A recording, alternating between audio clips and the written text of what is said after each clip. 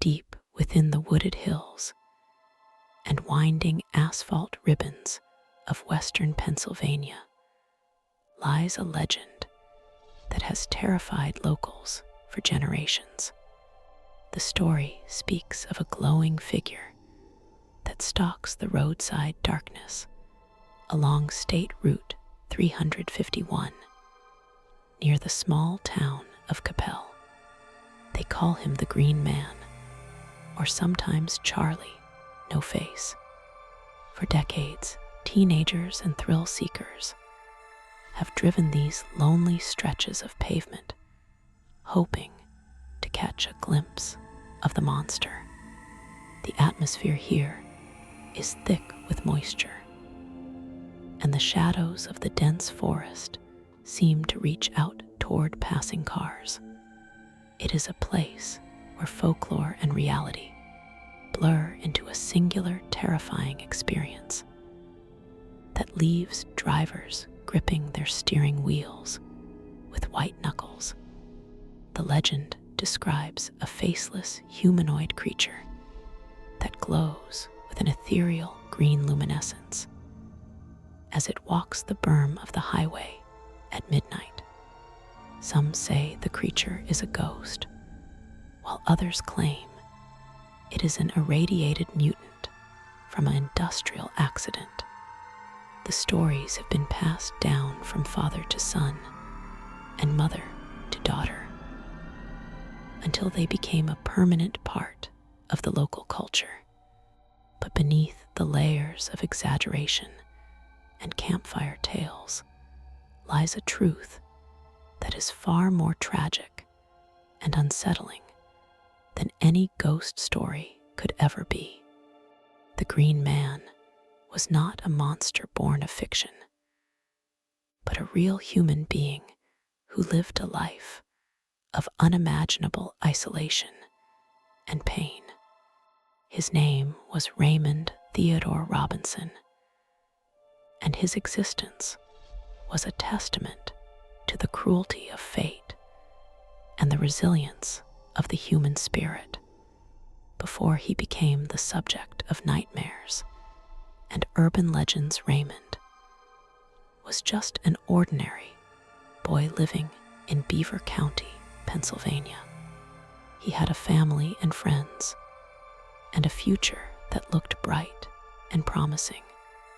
But one single moment of childhood curiosity would shatter that future forever and transform him into a figure that would haunt the roads for nearly a century. To understand the ghost, we must first understand the man and the horrific accident that stripped away his identity. The year was 1919, and the industrial boom of America was in full swing across the Rust Belt. 8-year-old Raymond Robinson was playing with his friends near the Morado Bridge outside of Beaver Falls. The bridge carried a trolley line that connected the bustling towns of the river valley.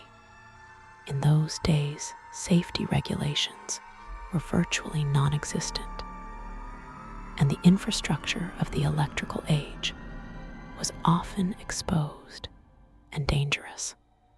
The wooden trestle of the bridge supported high voltage wires that buzzed with the lethal power required to move heavy streetcars. It was a prohibited area, but to a group of adventurous young boys, it was an irresistible playground. Raymond noticed a bird's nest perched high atop one of the structural poles supporting the electrical lines. With the fearlessness that only a child possesses, he decided to climb the pole to get a closer look at the eggs inside. His friends watched from the ground as he ascended the wooden beam hand over hand. He reached the top near the crossbar, where the nest sat undisturbed. But as he reached out, he slipped, or perhaps brushed against the live wire that carried thousands of volts of electricity. The air instantly filled with the crack and boom of a massive electrical arc that threw the boy from the structure. The voltage that surged through the small body of Raymond Robinson was catastrophic. It was roughly 22,000 volts of raw power. The explosion of energy melted flesh and bone in a fraction of a second. Raymond fell to the ground, with smoke rising from his ruined form. His injuries were grievous, and by all medical standards of the time, he should have died instantly on that riverbank. The electricity had destroyed his eyes and his nose, and burned away his lips and ears. He also lost his left arm in the incident. The boy who was carried away from the bridge was barely recognizable as a human being. Against all odds and medical predictions, Raymond Robinson survived the initial trauma. The doctors and nurses at the local hospital worked tirelessly to save what they could, but the damage to his face was permanent and total. When he finally healed and was allowed to return home, he was a changed person. He had no eyes to see the world and no nose to smell the air. His mouth was fused in a way that made speaking difficult. The community was shocked by his appearance, and his family was devastated. The little boy they knew was gone, and in his place was a survivor who would face a lifetime of stares and screams. Raymond retreated into the safety of his family home, where he would spend the vast majority of his life in seclusion. He lived with his mother and later other relatives who cared for him with deep affection. Inside the house, he was just Raymond. He learned to read Braille, and he spent his days making leather wallets and belts and doormats to sell. He listened to the radio constantly and followed the news of the outside world that he could no longer participate in. But as he grew from a boy into a man, the confinement of the house began to feel like a prison. He craved fresh air and the feeling of movement. The days were impossible for Raymond because his appearance was simply too terrifying for the general public to handle. Children would cry, and adults would recoil in horror if he showed his face in the daylight. He understood this reaction, and he did not want to cause fear or distress to his neighbors. However, his need for exercise and the simple freedom of walking remained. He devised a plan that would allow him to leave the house without causing a panic. He would walk only at night under the cover of absolute darkness when the roads were empty and the town was asleep. So began the nightly ritual that would birth the legend of Charlie No Face. Every night after the sun had set and the traffic had died down, Raymond would dress in a long coat and take his walking stick. He would step out of his house and onto the berm of State Route 351. He walked with one foot on the pavement and one on the gravel to guide himself, since he was completely blind. He navigated by the texture of the ground and the sound of his stick tapping against the stones. For hours, He would trek miles along the lonely stretch of road between Capel and New Galilee to a driver coming around a blind curve in the dead of night. The sight of Raymond Robinson was truly shocking. The headlights would sweep across the darkness and suddenly illuminate a tall figure in a trench coat. As the car got closer, the driver would see the face, or rather the lack of one, the smooth patch of skin where eyes should be, and the gaping hole of a nasal cavity created a visage that looked like a decaying skull. In the harsh glare of tungsten headlights, the scarred skin of his face often appeared to have a strange pale or greenish tint. It did not take long for the stories to spread among the local high schools and bars. People began to talk about the monster that walked the road to Capel. Teenagers seeking a thrill started to drive the route specifically to find him. They called it going out to see Charlie No Face. It became a rite of passage for the youth of Western Pennsylvania. Carloads of students would patrol the highway, driving slowly and scanning the darkness for the silhouette of the walking man. When they found him, the reactions varied from morbid curiosity to outright cruelty. The name Charlie No Face stripped Raymond of his humanity and reduced him to a carnival attraction. He was no longer a man who had suffered a tragedy. He was a thing to be hunted and gawked at. The moniker stuck, and soon people from neighboring counties were making the drive to catch a glimpse. The road became busy with traffic on Friday and Saturday nights as caravans of cars prowled the tarmac. For Raymond, the quiet solitude of his nightly walks was shattered by the roar of engines and the shouting of strangers. The Green Man element of the legend likely came from a combination of factors.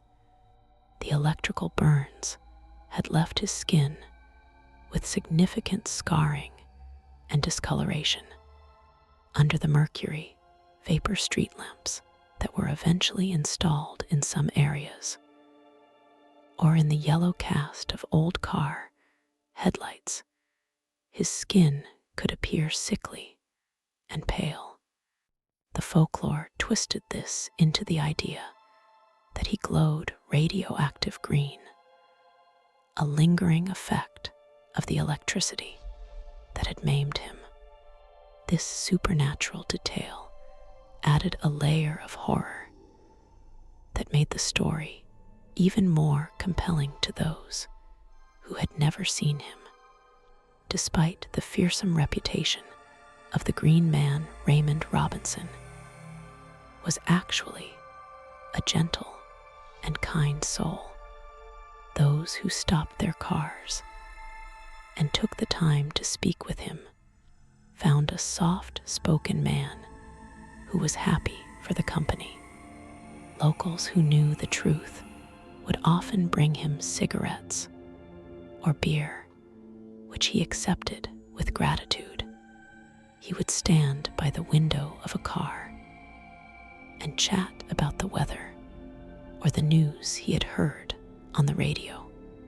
For a few brief moments, the barrier between the monster and the man would dissolve. However, not every interaction was positive. The cruelty of strangers was a constant threat. Some drivers would swerve their cars as if to hit him, laughing as he scrambled into the ditch for safety. Others would throw bottles or firecrackers at him from moving vehicles. There were times when he was picked up by carloads of men who would drive him unfamiliar locations and leave him there, lost and blind in the dark. Yet Raymond continued to walk, the need to be outside and to feel the wind was stronger than his fear of the tormentors. One specific location became central to the haunting lore.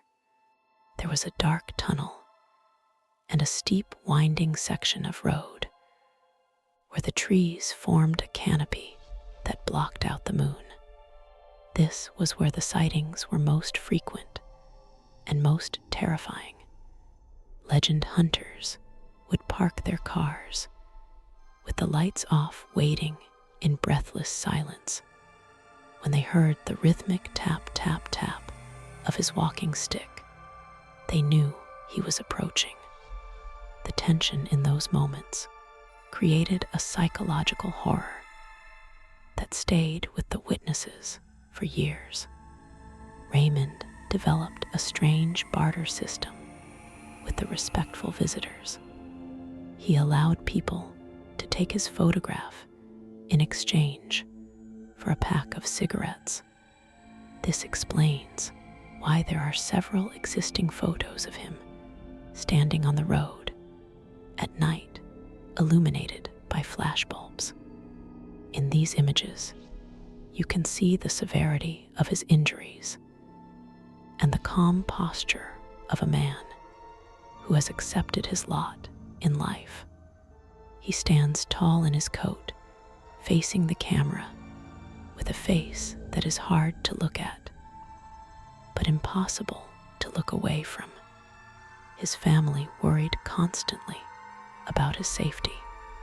They knew about the people who teased him and the cars that sped too close.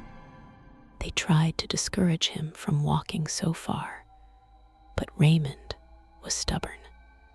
The walks were his only connection to the physical world outside his home. It was his only independence. To take that away would be to kill his spirit. So they waited up for him each night, listening for the sound of the door opening to signal his safe return. It was a daily cycle of anxiety and relief. For nearly half a century, Raymond Robinson walked the roads of Beaver County. He became a living ghost, a fixture of the landscape, as permanent as the hills themselves. Generations of teenagers grew up and moved away, but the story of the Green Man remained. The legend outgrew the man. People started adding details about him, chasing cars, or possessing supernatural strength. The reality of a blind, elderly man walking for exercise was lost in the mythos of the monster. The atmosphere of those Pennsylvania nights was heavy, with a unique blend of Americana and Gothic horror. The sound of crickets, the humid air, and the distant hum of the steel mills created a backdrop for the encounters. Drivers would describe a sudden drop in temperature, or a feeling of being watched before Charlie appeared. Whether this was supernatural or simply the result of heightened adrenaline is impossible to say, but the fear was real. The road felt different when you were looking for him. It is important to recognize the fear that the drivers felt was often rooted in their own prejudices. They feared what they did not understand. A face without features challenges our basic recognition of humanity. It triggers a primal response in the brain that warns of disease or danger. Raymond was the innocent victim of this biological wiring. He was not dangerous, but he embodied the things that people are afraid to look at: mortality, fragility, and the random cruelty of life. There is a famous account of a couple whose car broke down on Route 351 in the 1960s. They were stranded in the pitch-black darkness miles from the nearest service station. As they waited, they saw a green glow approaching from the distance. The husband locked the doors and told his wife to stay down. The figure tapped on the glass. When the husband finally looked up, he saw the ruined face pressed against the window. The couple was terrified, but Raymond simply asked if they needed help. Another story tells of a group of military men who tried to intimidate Charlie. They pulled over and surrounded him, expecting to scare the old man.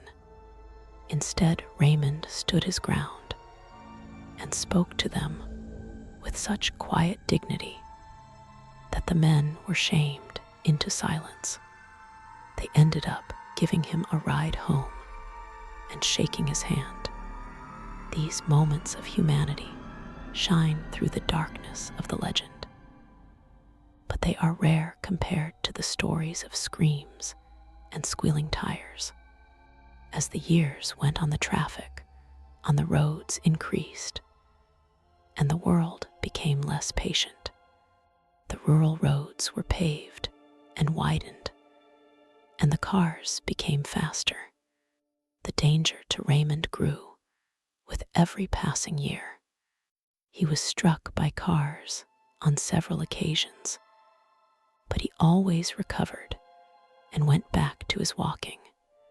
His resilience was superhuman in its own right. He refused to let the world dictate where he could go, even if he could not see where he was going. Raymond grew old, and his body began to fail him. The long walks became shorter. He could no longer make it all the way to Capel. He stayed closer to his home, but he never stopped going out. The legend of the Green Man began to fade slightly as sightings became less frequent. The teenagers found new things to fear and new legends to chase. But for the locals who grew up with the story, the road would always belong to Charlie. Eventually, Raymond could no longer live at home.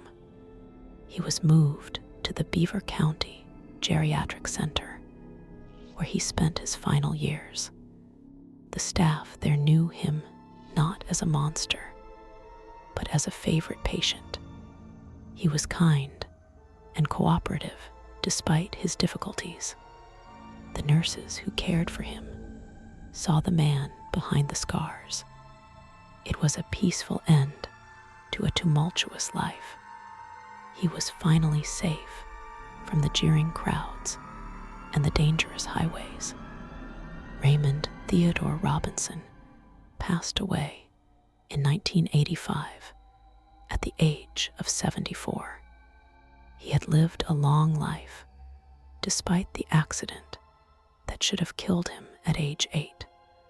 The news of his death traveled through the community. For many, it was a shock to realize that the Green Man was a real person who had actually died. The myth had seemed immortal. With his passing, the nightly walks ended and the road fell silent. He was buried in Grandview Cemetery in Beaver Falls, only a short distance from the bridge where his life had changed forever. His grave is marked with a simple stone. He returned to the earth that he had walked upon for so many thousands of miles. But while the man was at rest, the legend was just beginning its second life. Death could not stop the story of Charlie No Face. In the years since his death, the story has morphed entirely into ghost folklore. New generations who never saw Raymond alive now claim to see his glowing spirit on Route 351.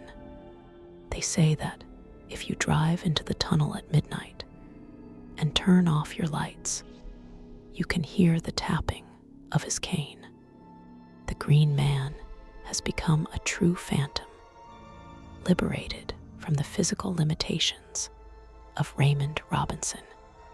He is now a permanent guardian of the dark roads.